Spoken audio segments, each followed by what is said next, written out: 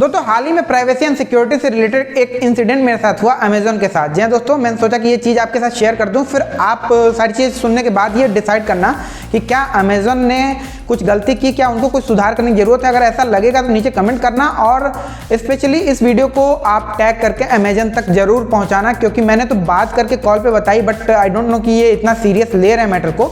और ये बात आपको जानना इसलिए भी जरूरी है क्योंकि जो आज मेरे साथ हुआ वो कल आपके साथ भी हो सकता है। तो चलिए दोस्तों मैं बताता हूँ कि पूरा माजरा क्या, फिर आप डिसाइड करना कि क्या सही है क्या गलत है।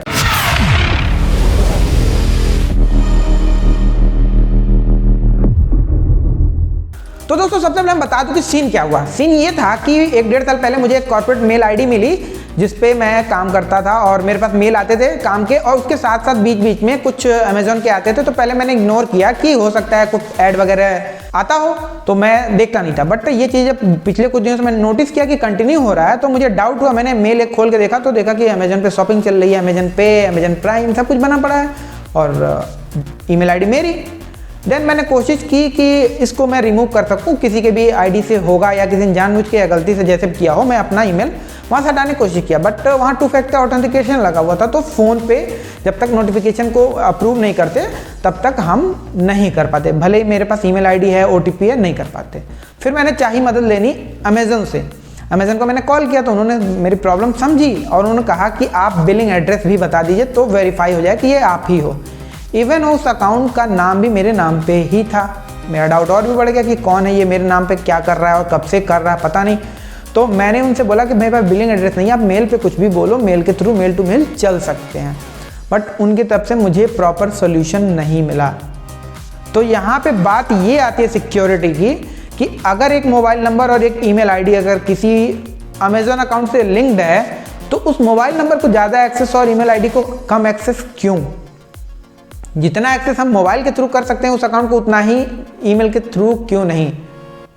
इसमें डाउट ये भी है कि कल को मेरा सिम गायब हो जाए, फ़ोन गायब हो जाए, तब तो उस अमेजन अकाउंट को हम लॉगिन ही नहीं कर पाएंगे। तो ये चीज़ भी मैंने उनसे पूछी कि अगर मेल आईडी मेरी है और मेरी मेल आईडी कोई और मिसयूज कर रहा है, चाहे वो हैक करके ही क्यों ना कर रहा हो, और मैं हटवाना चाह रहा हूँ और आप सीधे कह रहे हो बिलिंग एड्रेस बताओ, तब तो आपको अगर लेना है वेरीफाई करना है तो मेरे ईमेल पे मेल करो, मैं बताता हूँ आपको। OTP तो ऐसे आएगी नहीं। बट उन लोगों ने प्रॉपर सॉल्यूशन नहीं बताया, मुझे काफ़ी डिस्कस किया हमने but no proper solution. Again मैंने फिर क्या किया, फिर मैंने मेल फिल्टर करने शुरू किए जितने अमेजन के थे। तो उसमें मैंने पाया कि कुछ नंबर पे रिचार्ज हो रखे थे उसी अमेजन पे अकाउंट के थ्रू।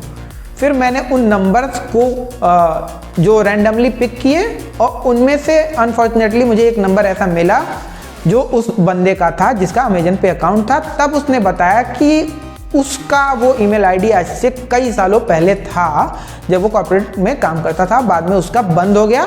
देन वही ईमेल आईडी मुझे मिल गया। तो ऐसे में क्या बनता है दोस्तों, क्योंकि कुछ दिनों के लिए तो वो ईमेल आईडी डिसेबल हुई होगी बट फिर भी अमेजन पे वो अकाउंट पड़ा रहा। तो ऐसे में इशू उस बंदे के साथ भी हो सकता था। चाहता तो मैं अगर उसके वो ऑर्डर करता वो मैं कैंसिल कर देता या रिप्लेस करके अपने पते पे कर लेता, तो प्रॉब्लम उसे भी हो सकती थी, या फिर कुछ वो गलत ऑर्डर करता, कुछ इशू आता तो मेरे पे भी ब्लेम आ सकता था। तो दोनों को दिक्कत थी। तो इससे बचने के लिए मैंने उसको तो बोल दिया कि भाई अपना ईमेल आईडी चेंज कर लो, तो उसने तो चेंज कर लिया। बाकी आपको क्या करना चाहिए, उस बंदे ने जो गलती करी वो आप मत करना। अगर आप भी अमेजन, फ्लिपकार्ट या कोई भी सोशल मीडिया अकाउंट ही यूज करते हो तो टाइम टू टाइम 6 महीने या 1 साल पे अपने जीमेल को चेक कर लो कि जो आपने डाला है वो आपके पास है, इन यूज है या नहीं। अगर है तो ठीक, नहीं है तो अगर वो कोई और यूज कर रहा है या फिर मोबाइल नंबर ही सही, आजकल तो मोबाइल नंबर भी कई बार बंद हो जाते हैं तो किसी और को असाइन हो जाता है और पता चलता है वही नंबर आपने बैंक अकाउंट में दिया हुआ है।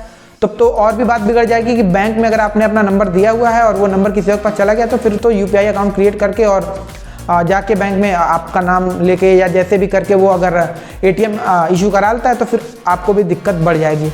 तो ऐसे में दोस्तों मेरी सलाह आपसे यही है कि कभी भी कोई भी ईमेल अकाउंट या मोबाइल नंबर किसी भी सोशल मीडिया के साथ लिंक्ड है तो 6 महीने 1 साल पे उसको चेक करते रहिए। अगर वो अकाउंट आपके पास है तो ठीक है, और कोशिश कीजिए नहीं कुछ तो 1 साल में एक बार पासवर्ड तो चेंज कर ही लीजिए। तो उम्मीद करता हूँ दोस्तों आज की जानकारी अच्छी लगी तो वीडियो को लाइक करना, चैनल को सब्सक्राइब करना मत भूलना, क्योंकि ऐसे कमाल के टिप्स एंड ट्रिप्स और टेक्नोलॉजी से रिलेटेड वीडियो चैनल पर मैं रेगुलर आता था। तब तक के लिए thanks for watch, bye bye, meet in next video.